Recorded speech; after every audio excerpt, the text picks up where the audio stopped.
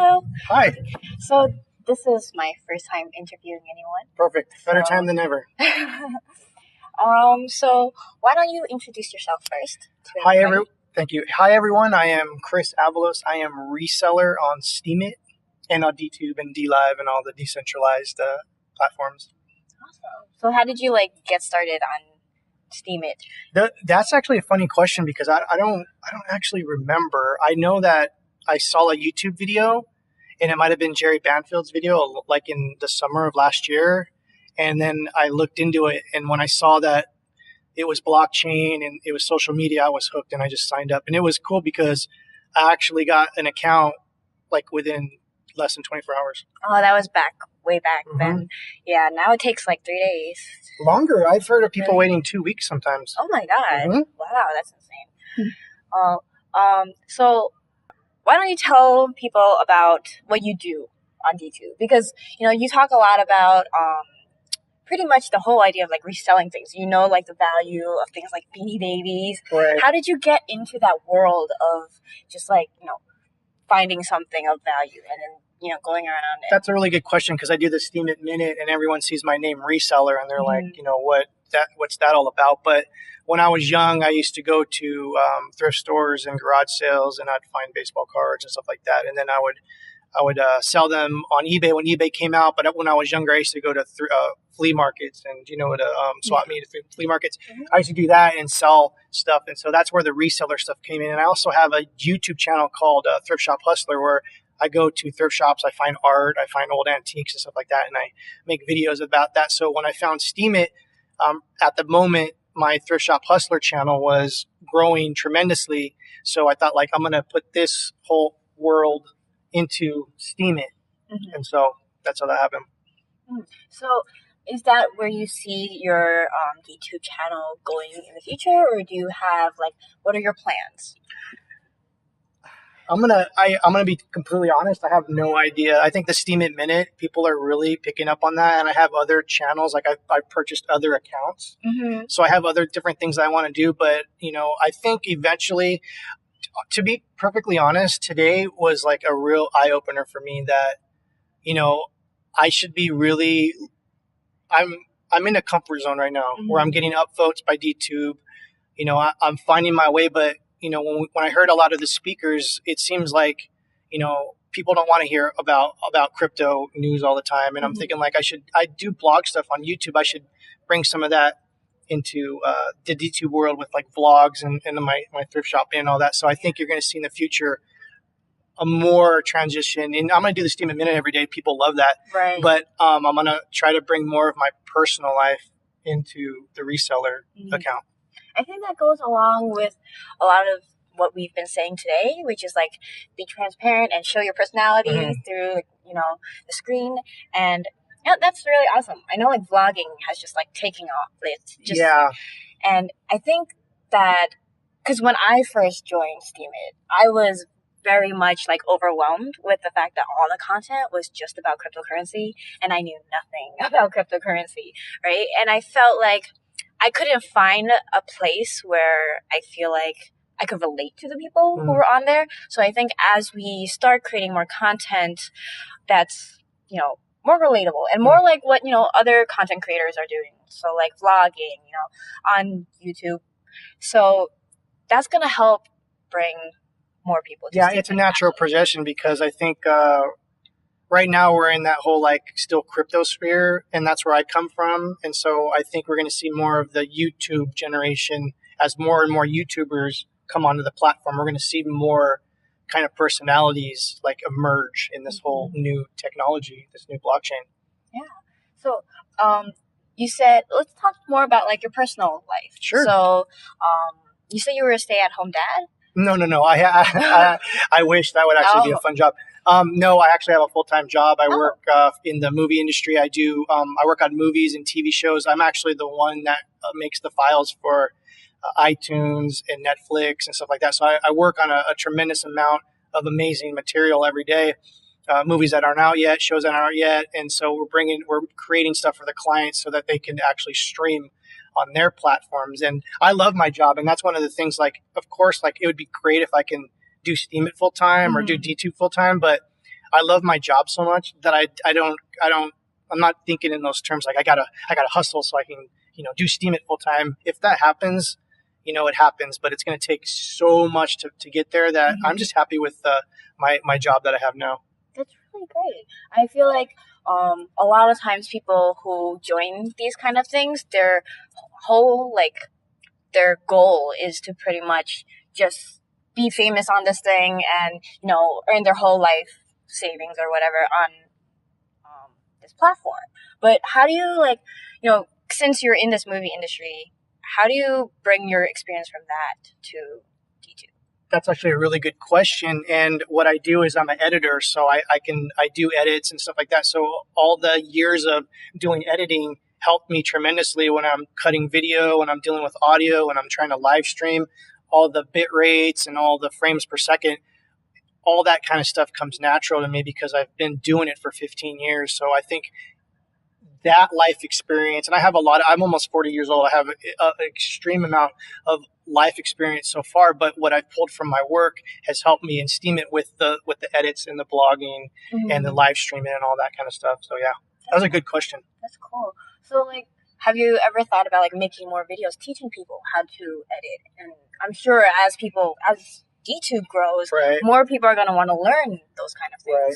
I've actually done tutorials on how to upload to DTube and something simple like that. As far as editing, it's almost like you're an artist and you're painting a painting. You don't want to really, I guess you can show people how to pick up a brush and dip it in the paint, but editing, people don't think about it. Editing is almost like creating a piece of art.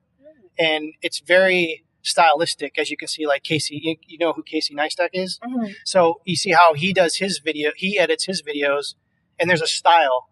And I think it'd be hard for me to be this is how you should edit. Mm-hmm. But I would rather do tutorials on this is DTube and this is what it does. This is how you upload to DTube. And, these are the things that are going on with this. How to tutorials on basic things that are very cut and dried, not artistically driven editing.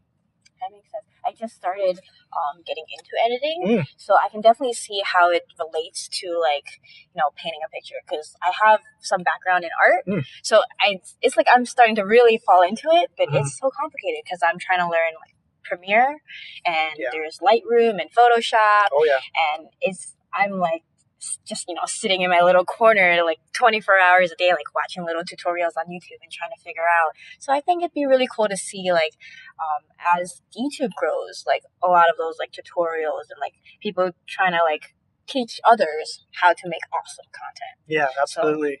So, and there's some issues with DTube right now. It's still in beta.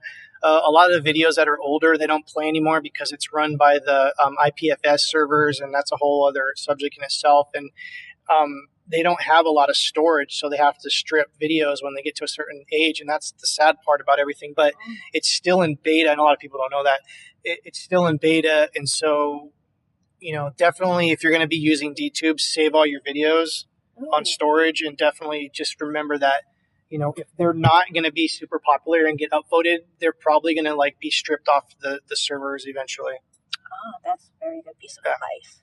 I'm sure a lot of people didn't know that. No. So during your presentation today, you brought up how it's really important for us to focus on the community and how community is pretty much what drives Steemit. So can you talk a little bit more about that? So I'm an introvert by just natural.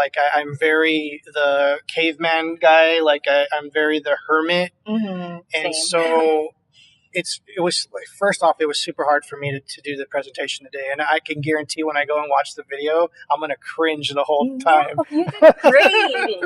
So, oh my God, what was the question? Just can you go more in detail about why community matters so much to you? See, my brain's already. So back to being the hermit, I'm so used to doing everything myself. I do all my edits. I do all my going to this, selling on eBay, doing my Photoshop. I'm so used to doing everything myself. So it's hard for me to kind of reach out to other people. And because I'm so nomad, I'm a nomad. I'm literally going to drive back to Los Angeles right now by myself. And so what I'm saying is when I found out that communities are so important, because when I realized that no one's looking at my content until I started to reach out and start making connections and going on Discord. And that's when I really found out that communities are everything on Steemit. Like tribal, they mentioned your tribe, finding your tribe, and that's super important. How would you like recommend people like to start, reaching out and looking for their tribe? That's a tough one. I would first maybe look into Discord, look at this different servers they have there, go into the trending page and look at the tags on the side there on Steemit. So if like you're into photography, click on that photography tag.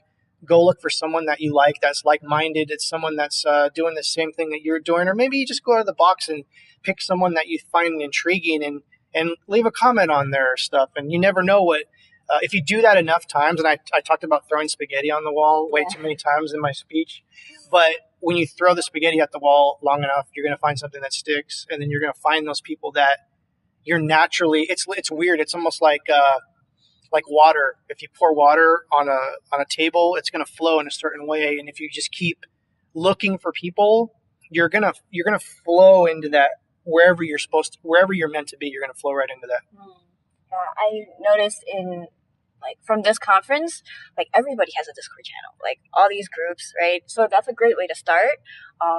For me, I didn't even realize, like I just started getting into Discord and jumping in. And like before you mentioned, DTube Love. Oh yeah. One Love DTube. One Love DTube. Yeah. I jumped in there. Oh, I saw you. Yeah. I can't wait to like interact. Yeah. Yeah. So, everybody else should go and check them out too. Yeah, it's like so interesting to see, like, because Steemit doesn't have the direct messaging and they don't have like not groups, yet. Mm-hmm. So this is a great place to start getting connected and like get to actually like in real time talk to people. I think the Steam developers realize that communities are everything, and there's going to be some third party apps that are going to come out that because do you know about the hard forks? Mm-mm. Okay, so right now we're on hard fork 19, and so every time they have a new change, algorithm change, or they change something in the system, they bump up a hard fork. And so hard fork 20 was supposed to bring communities, so it was almost going to be like maybe, I don't know how it was going to be, but I thought in my mind it was going to be like Facebook groups where there might be another side thing where you can build your own communities. So we're going to see like, oh, there's going to be a deep tube community, or like, I love giraffes. You know what I mean? Like, there's going to be that. That's how I thought they were going to do it, but they're going to actually do it with a third party, like DTube or something like that. To my knowledge, that's what I have. So that they're not putting that out with Hard Fork 20. It's going to be its separate thing. And then Hard Fork 20, they haven't. I wish they would talk more about it. They didn't talk about it since September. And check that out when you review this video. Okay. Look into the hard forks, because they have a blog every time they update the site, and it's very interesting because they do change the payment algorithms. They change the way certain things work. So it's definitely something to look at. But yeah, I think communities are super important. Awesome. So we talked about the goals that you have for your blog. Where do you see Steemit going? Because a lot of people right now are still thinking, oh, like, it must be a scam. Like, when you're trying to, like, bring people in to this community, how do you see, like, Steemit growing and being able to bring more people in? Now, firstly, I can sympathize with the whole it's a scam thing, because when you literally tell anyone I'm on Steemit and I'm blogging and I'm making money that just literally comes out of nowhere, people are like, they're like, that's a scam. Right. And I think everyone started to think that way when it came out. And as a matter of fact, their algorithms, when it was brand new, were set up to almost seem like a pyramid scheme, because you couldn't. Do you know about powering down? Mm-hmm. Okay, so you know how you can power down in 13 weeks now? Right. Before it was 113 weeks. So they were like, see, they're trying to keep us the money here, and there's a pyramid scheme. They're going to pay out these people and then wait 113 weeks to get all your money. And so that's what started that whole, this is a scam, because there was a lot of YouTubers like Tone Vase. Have you heard of Tone Vase? No. He's like a crypto analyst. And they would do debates with Ned and Dan be like, you should check out those videos. They're really crazy. And Tone Vase had totally justification thinking it was a scam, because the way the algorithms were set up, they were way more beneficial to the new or to the older whales that were there. Mm-hmm. But now it's so weird. And I don't want to say like I know what happened, But I think maybe when they started Steemit, they had a certain direction that they were going. And then it somehow changed. They're like, oh, this is really popular. We should actually make it more so it doesn't look like it's not a scam. Yeah. But it's not, guys. Yeah, so, but like if it makes it look like more legit, which it is now. And I think honestly, when they made it, they didn't understand that it was going to get to this level. That's my honest opinion. Okay. So we are currently, I forgot to mention this in the beginning, we're currently at the Steem Creators Conference. What is the one thing that you got out of this just today?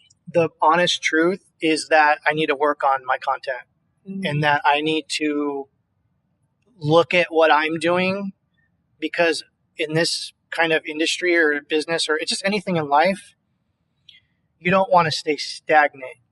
You always want to try to be better. And the second where you get comfortable is where you start to like, things start to fall off and things don't work out. So I feel like the main thing I took away is that I need to be better at what I'm doing. That's good. I always feel like change is very important. It's not something to be afraid of. That's something I learned like recently, with my move to LA. I've always like lived in my comfort zone and never wanted to like step out. Yeah. But I guess like right after college, I realized I'm like, I don't know what I'm doing. Right. So like, I kind of just took that risk of like, okay, well, let's just move somewhere else and like, just, start this project we're working on. And from there, I saw that like every time I did something out of my comfort zone, every time I tried to like change, right, it only got better. So, I think that's awesome, No, good for you. And I think you're learning an important life lesson. And I didn't learn this later in life, that you have to challenge yourself. You have to step out of your comfort zone, because you're never going to grow spiritually, mentally, all physically. You're never going to grow to be the person who you are. Like, everyone has potential. I was trying to say that today in like the speeches, everyone has potential. And I feel like when we step out of the comfort zone, we see who we really are. And sometimes we're going to fail, and that's okay. Failure is another form of wisdom. When you fail, you learn way deeper than you would if you didn't fail. And so, yeah. Yeah, that's actually another thing that I've been working on, which is like this fear of failure. Yeah. I really realized that every time I fail, I'm actually bettering myself, because now I know like what not to do and how to improve. Yeah. Yes. That's another one of the secrets of the universe right there, is not being afraid of failure and just actually taking, failure, something bad that happens, and try to like transform it into like a positive. Taking a negative and turning it into a positive is like some of the best things you can do in your life. Absolutely. There's always something positive out of whatever the situation is. Absolutely. Like, I lost my job one time when I was younger, and it was devastated. And then through some crazy, miraculous turn of events, I found out to the job where I'm at today that I've been there for 15 years and I love. So at the time, you see tragedy, bad luck, whatever you want to say. But when you look back at it, it's like we're on like this, like the water, like we're all on this path, and everything that you might see that is bad is something that's actually going to be good in the long run. So that was another thing where I was trying to say, like, you got to change your mindset into like not being like, oh, I don't want, not to be positive, but to like look at things different and not let things get to you. All right. You can, I guess maybe the universe does not want me to say that stuff, so we're just going to go to the next question. Okay. Well, so to wrap up, can you give our viewers one piece of advice to people who are just starting out on DTube or Steemit and just trying to grow their following? Wow. Actually, it would be more than one. So I can't just narrow it down, but I would say, like, don't give up. Do your research, read as much and watch as much YouTube videos about Steemit as you can, because it's such a complex organism. And so definitely research and then find a community. So there's 3 things. Awesome. Thank you. Thank you. Okay. Well, obviously, follow Reseller. And that's it. And follow her. And follow us at Hyperfunded. There you go. Awesome. All right. Have a good day. Bye.